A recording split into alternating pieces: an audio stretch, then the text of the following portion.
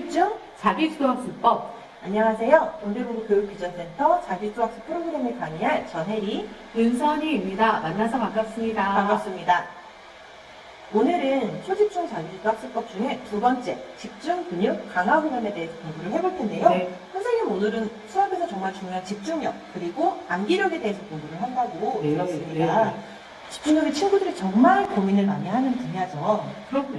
정말 친구들이 공부를 조금 하고 싶다라고 마음을 먹는 순간부터 왜 집중이 안 될까 너무너무 걱정하는 부분이에요. 특히 암기력. 다들 맞아요. 소원 하나 빈다면 한 번만 딱 보면 기억하는 거 하고 싶어요 라고 할 정도로 네. 아마 오늘 집중력, 암기력 두 가지가 다 많은 사람들이 관심 있는 분야가 아닐까 생각합니다. 혼자 공부하려고 앉으면 계속 딴 생각이 나요. 어떡하죠? 혼자 공부하려고 앉으면 자꾸만 딴 생각이 나요. 그런데 사실 이거 혼동이만의 사연은 아닌 것 같아요. 아마 이거 맞아요. 강의 듣고 있는 친구들 대부분이 이거 내 얘기 아니야? 라고 생각할 것 같네요. 말씀하신 대로 이게 저만의 혹은 혼동이만의 고민도 아니더라고요. 그래서 네. 제가 집중력이 많이 흐트러져 본 경험을 좀 친구들에게 물어봐 왔어요. 네네. 네, 첫 번째는요. 시험 전날 책상 정리, 다이어리 정리를 했을 때 네, 지금 웃으셨죠? 네. 영상 보고 있는 친구들 분명히 웃으셨을 겁니다. 제 얘기인 것 같아가지고. 네. 저도 모르게 웃음이 나오네요. 이것도 네. 집중력이 굉장히 깨졌기 때문에 일어나는 행동이라고 네. 해요. 또 두 번째, 책상에 앉은 뒤에 냉장고 10번 열었다 닫기. 접니다. 네. 말씀하시기 전에 저는 그냥 웃을게요. 네. 냉장고가 10분 안에 또 새로운 게 채워졌을 리도 없는데 그렇죠. 왜 이렇게 편의점 궁금하고. 냉장고도 아닌데. 네, 그리고 문 밖에 나는 모든 소리에 더 귀를 쫑긋하고 듣게 되더라고요. 그리고 세 번째는 알고 있는 문제를 틀린 거. 특히 당연히 맞았을 거라고 생각했는데 틀린 거 자체에 저도 너무 깜짝 놀란 거예요. 선생님 이 부분도 집중력과 관계가 있나요? 네. 이 부분은 사실 집중력하고 엄청 관계가 많고요. 제가 학생들을 가르칠 때 항상 보면 분명히 설명까지 너무 잘했고 너무 잘 이해했던 부분인데 문제를 틀려온 거예요. 그것도 너무 기본적인 문제로 나왔던 왜 앞에 배치되는 게 좀 약간 기본 문제잖아요. 네네네. 그러니까 어렵지 않게 낸 문제인데도 틀리고 온 경우가 많아요. 이건 우리 뒤에서 다시 한 번 더 깊숙이 얘기해 보도록 할게요. 너무 공통된 경험이죠. 네, 쉬는 시간이 10분이면 사실 5분만 휴대폰을 하고 화장실도 다녀오고 다음 시간 교과서도 준비하려고 했는데 휴대폰을 들자마자 쉬는 시간이 끝나더라고요. 이건 휴대폰에 집중을 잘한 거 아닌가요? 네.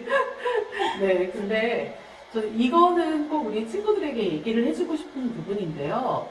이 휴대폰을 보는 시간이 사실 뭐 5분, 10분이면 대부분은 나 잠깐 휴대폰 네, 봤어. 나 뭐 짧은 대단한 시간. 일 하지 않았어. 라고 얘기를 해요. 그런데 연구에 의하면, 이런 연구도 해보신 분들이 많거든요. 연구에 의하면 우리가 공부를 하다가 잠깐 쉬기 위해서 뭐 운동을 하거나 뭐 잠깐 눈을 붙인다거나 그런 행동을 하지 않고 휴대폰을 보거나 텔레비전을 보거나 전자기기를 말하는 네. 것 같아요. 네. 자, 그런 거를 잠깐 할 때 다시 원래도의 집중도를 높이기 위해서는 대략 15분 정도가 걸린다고 합니다. 그러면 이 부분도 집중력을 위해서는 꼭 조절을 하는 게 그렇죠. 필요할 것 같아요. 네네네. 집중력.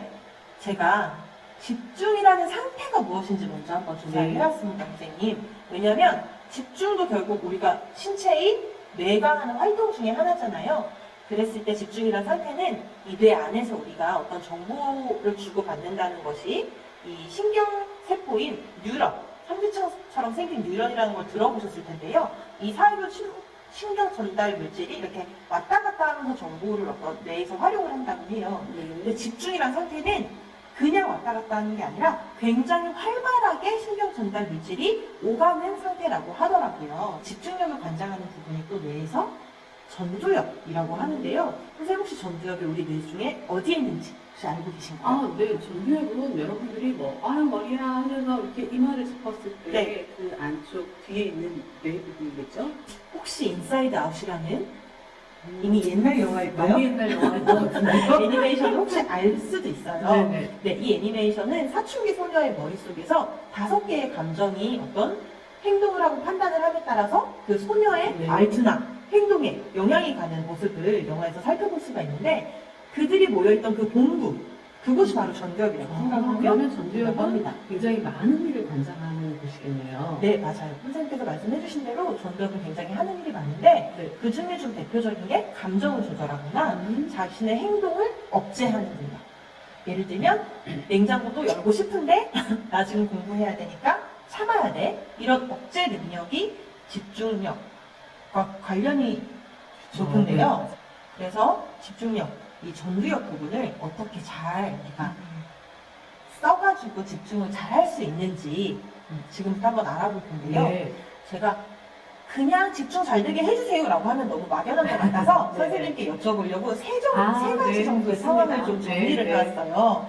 첫 번째는요, 수업 시간에 자꾸 딴 생각이 나는 거예요. 저도 그러고 싶지 않거든요. 그런데 처음에 수업을 할 때는 분명히 반짝반짝하게 선생님 바라보고 있었는데 저도 모르게 창밖을 바라본다든지 차프에 있는 그림이 너무 예뻐 보인다든지 하더라고요. 이게 흥미도가 없다라는 거예요. 지금 무슨 얘기를 하는지 모르겠다라는 생각이 들면 우리는 집중도가 굉장히 떨어지는데 이거를 해결할 수 있는 방법을 알려드리고 싶어요. 저는 미리 보기라는 거를 좀 제안하려고 해요. 미리 보기요, 선생님? 네. 미리 보기라고 하면 뭔가 항상 중요하다고 얘기를 들었던 예습과 조금 비슷한 것 같은데 네네네. 그럼 전 항상 고민이 얼마나 어디까지 미리 봐야 되는지가 항상 네, 고민이에요. 이거는 선생님뿐만이 아니라 우리 친구들도 굉장히 많이 물어봐요. 제가 그래서 뭐 선행이나 예습이라는 말을 쓰지 않고 미리 보기라고 얘기한 게 조금 가볍게 봐도 된다라는 얘기예요. 그냥 읽어만 보는 거예요. 그러면 사실은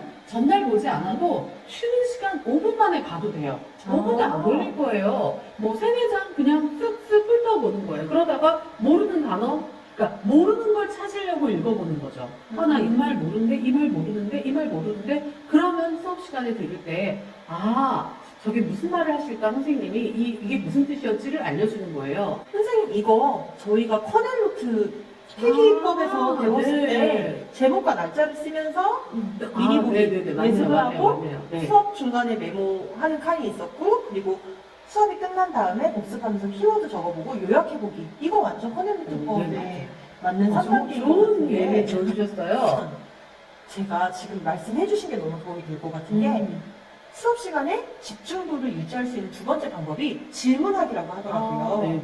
그러면 미리 보기를 하면서 좀 모르는 단어? 네, 맞아요. 위험이 기억이 났다가 이게 뭐지? 이게 뭐예요? 라고 하는 것처럼 보는 거죠. 그렇게 질문거리를 찾아놨다가 만약에 수업을 들으면서도 궁금증이 풀리지 않으면 선생님께 바로 질문을 할 수가 있으니까 맞습니다. 네. 바로 그 내용에서 내가 모를 만한 것을 다 알고 넘어갈 수 있을 것 같아요. 네. 그리고 또 하나 수업 시간에 집중력을 유지하려면 선생님이 그냥 교탁 앞에서 전체에게 물어보는 질문에도 대답을 꾸준히 하면 또 수업에 대한 집중력이 깨지는 것을 좀 막을 수 있다고 합니다. 그렇죠. 좋은 네. 방법이죠. 선생님 그리고 두 번째 혼동이의 뭐죠? 고민이었죠. 네. 혼자 공부할 때 집중하는 게 너무너무 어려워요. 뭐 혼자 아니라 여럿이 공부를 해도 사실 집중이 어려운데 혼자 공부할 땐 더 그렇겠죠. 여러 가지 이유가 있을 텐데 혹시 선생님은 좋은 방법 있으실까요? 저는 네. 혼자 생각을 하거나 공부를 하는 부분은 조금 집중력이 다른 상황보다는 좀 잘 되는 편이에요. 그래서 이번엔 제가 좀 준비를 비법이 있나요? 해봤는데요. 꿀팁? 네. 거미가 되자. 거미가 되는 법이 있어요. 이게 거미의 습성을 연구하던 학자가 발견한 건데요.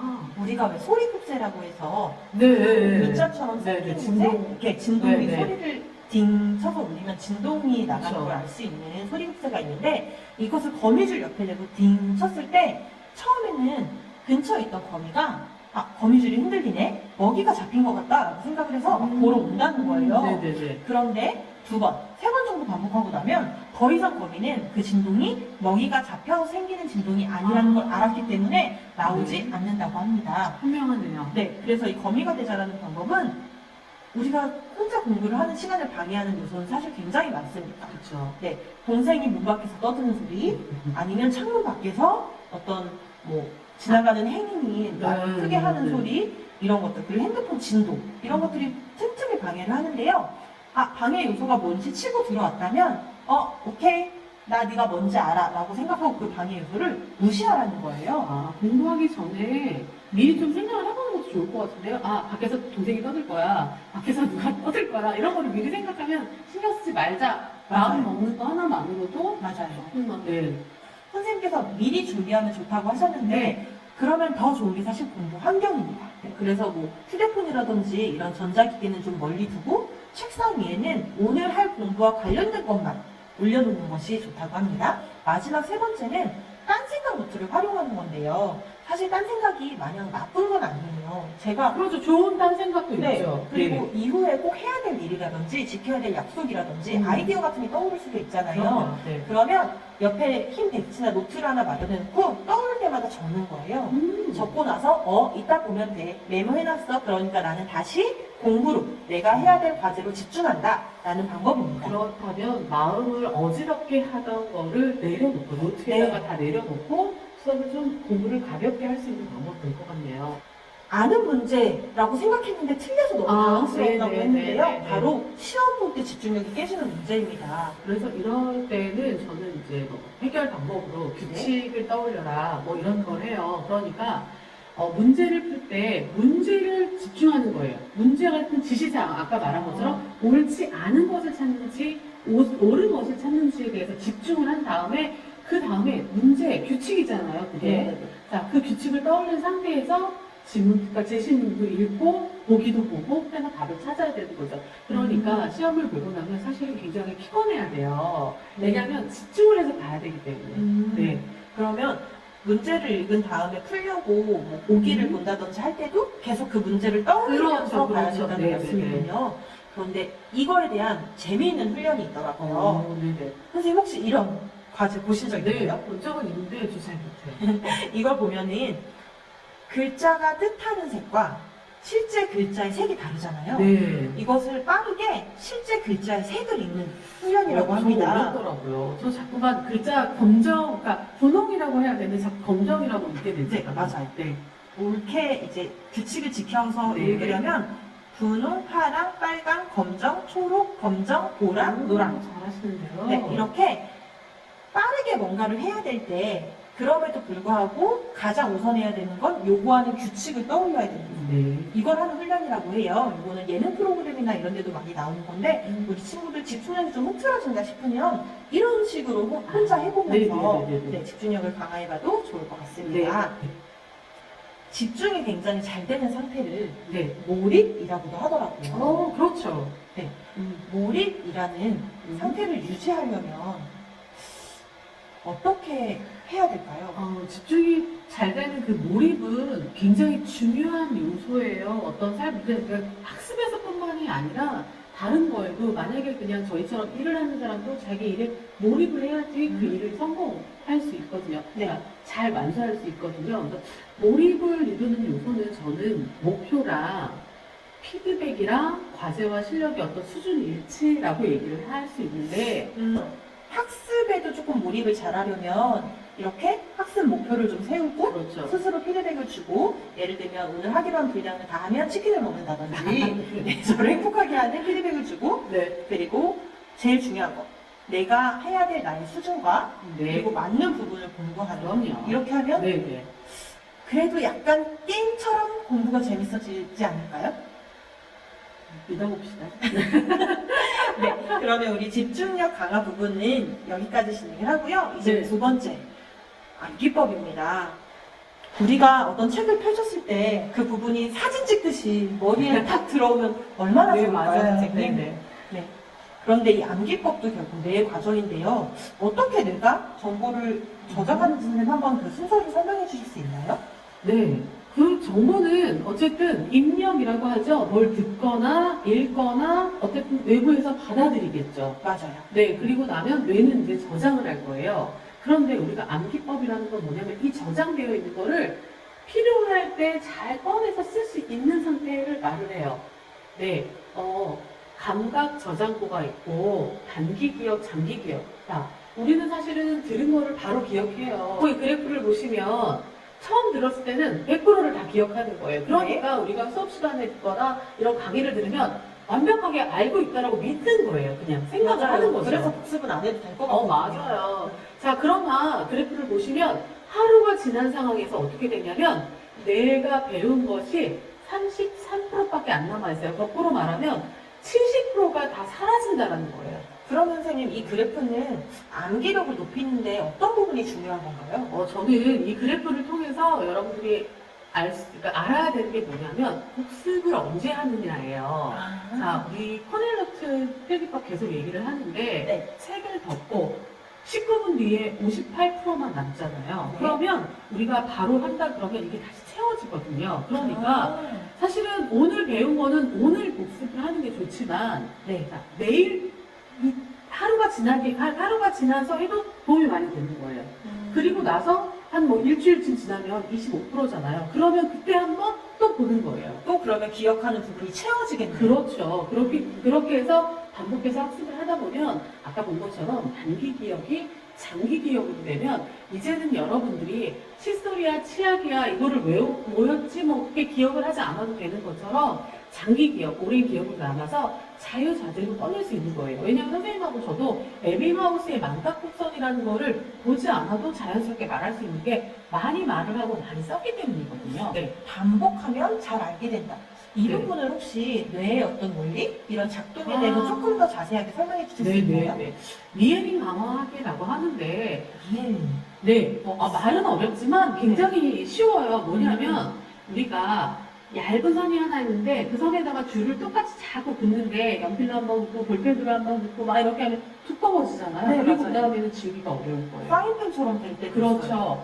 자, 그것처럼 우리가 뭔가 한 번을 했어요. 여행을 갔다고 생각해 봅시다. 우리가 뭐 A라는 장소로 여행을 갔어요. 처음에 갔을 때는 잘 기억하지 못하죠. 그렇지만 두 번 가고 세 번 가고 네 번 갔다면 그 기억이 선명해질 거예요. 네. 자, 그래서 우리는 처음에 이상한 동네가 낯설지만 며칠 살다 보면 그 동네의 구석구석까지 알게 되고 자, 오랜 기억으로 남거든요. 맞아요. 네, 이런 걸 리에링 강화라고 하고요. 암기 근육을 강화하는 방법입니다. 그러면 반복을 하면 할수록 뇌에는 계속 연필로 겹쳐서 긋는 것처럼 그렇죠. 새겨진다는 네, 말씀이에요. 그러면 선생님 반복하기와 더불어서 제가 암기 방법을 이렇게 5개로 정리를 해봤습니다. 네. 방금 리에링 강화하기에서 선생님 설명해 주신 부분이 네, 반복하기인 것 같고요. 네. 소리내기와 감각활용은 어떻게 하는 네, 거죠? 이 소리내기하고 감각활용은 정말 뇌를 극대화시키는 방법이에요. 이게 무슨 말이냐면 네, 기대가 됩니다. 우리 뇌가 활성화라고 해서 다 열리는 거가 그렇게 쉽지 않다고 해요. 네, 그래서 뭐 손을 많이 움직이게 하라든가 이런 거를 하는 것도 뇌를 활성화시키기 위한 건데 이제 낭독이라고 하죠. 소리내서 네. 읽게 됐을 때는 뇌의 75%가 활성화된다라는 연구 결과가 있어요. 그렇기 때문에 우리가 소리를 내서 말하면 뇌에 더 많이 흡수가 된다고 생각하시면 돼요.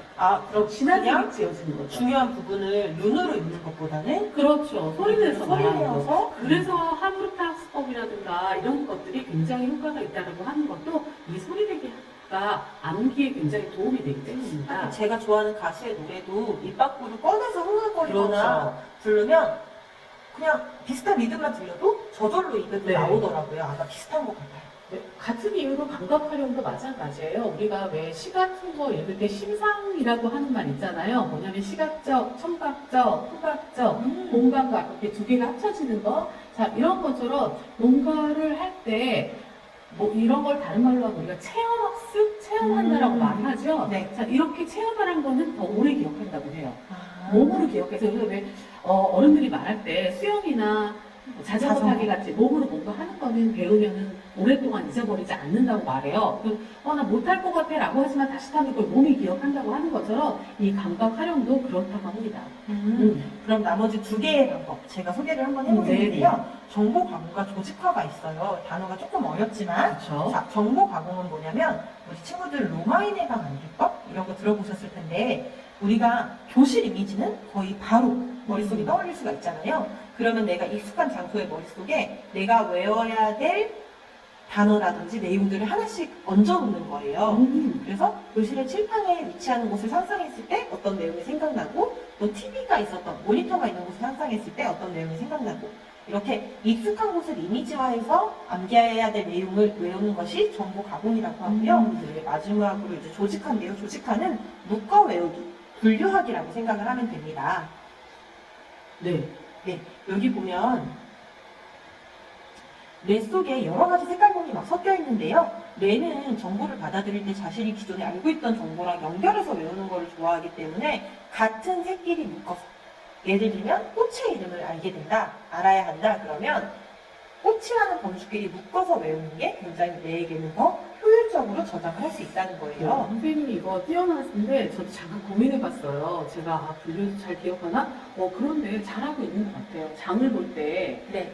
과일 코너에서 사야 될 거, 생선 네. 코너에서 사야 될 거, 그런 식으로 사고 있는 것 같아요. 그래서 저 한참 보면서 저는 잘하고 있나 고민했거든요. 잘하고 있는 것 같습니다. 네, 그래서 이렇게 묶어서 기억하는데 효율적으로 기억을 잘 하려면 여러분들이 공부해야 될 내용을 표를 만들어 보거나 이렇게 개념도를 만들어 보면 비슷한 종류끼리 묶어서 기억하기 쉽다고 합니다. 네. 자, 선생님 오늘 이렇게 저희가 네. 집중력과 암기법 두 개에 대해서 배워봤는데요.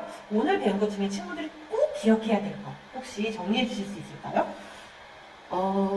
어쨌든 뭐 한번 훑어보죠. 집중력 할 때 수업에 집중하기 위해서 플랫러닝, 미리 보기, 네, 그래서 네. 미리 보고, 그 다음에 수업 시간에 듣고 복습하기 했어요. 그리고 질문할 거를 생각을 해보고, 그 다음에 항상 대답할 자세를 가지고 해라. 그러면 집중력을 높일 수 있다. 네. 그리고 자습할 때는 선생님이 말씀하신 거미 되기. 네, 그래서 강의 이제 요소를 무시하는 네. 거죠. 공부환경 미리 조성하고 딴 생각 노트. 그 딴 생각 노트는 학습뿐만이 아니라 일반적인 사람들 되게 도움이 많이 될 것 같아요. 맞아요. 네, 생각을 정리하는데 그 다음에 이제 시험에 집중하기 위해서 규칙 떠올리기, 그러니까 문제에 굉장히 집중을 해라 이런 얘기 했었고요. 네. 몰입 중요한데 게임 생각하시면은 훨씬 더 편하겠죠. 게임을 할 때 하는 방법으로. 자, 암기법 리에링 강화하기 했어요. 리에링 강화하려면 반복학습이 굉장히 중요하고 네. 또 뇌를 극대화시켜서 가장 효율적으로 쓰기 위해서는 소리내기와 감각 활용에 대해서 얘기를 했습니다. 그리고 선생님이 말씀하신 묶어서 기억하는 거나 표로 만들기 같은 조직화, 정보 가공에 대해서 학습을 했습니다. 그럼 암기법의 종류를 저희가 굉장히 많이 알려드렸는데요. 가장 중요한 건 그래도 반복하기. 맞아요. 여러 번 본다는 게 가장 중요한 것 같습니다. 아까 말한 에빙하우스의 망각곡성 이론에 의해서 여러분들이 빠른 시간에 반복해서 자주 학습을 하다가 보면 어느 순간 장기 기억으로 가니까 되게 수월해질 거예요. 네, 그러면 오늘 이렇게 배워본 집중력, 암기력은 여러분들이 오늘 바로 공부를 하면서 한번 적용을 하실 수가 있을 것 저희는 같아요. 플라이어트로 이미 친구들이 필기를 해놨기 때문에 바로 덮지 않고 자, 핵심어 적고 요약하게 할 거기 때문에 바로 실행에 옮길 거라고 믿습니다. 자, 그러면 오늘 두 번째 시간은 여기서 마치도록 하고요. 우리 다음 시간에 만나겠습니다. 안녕.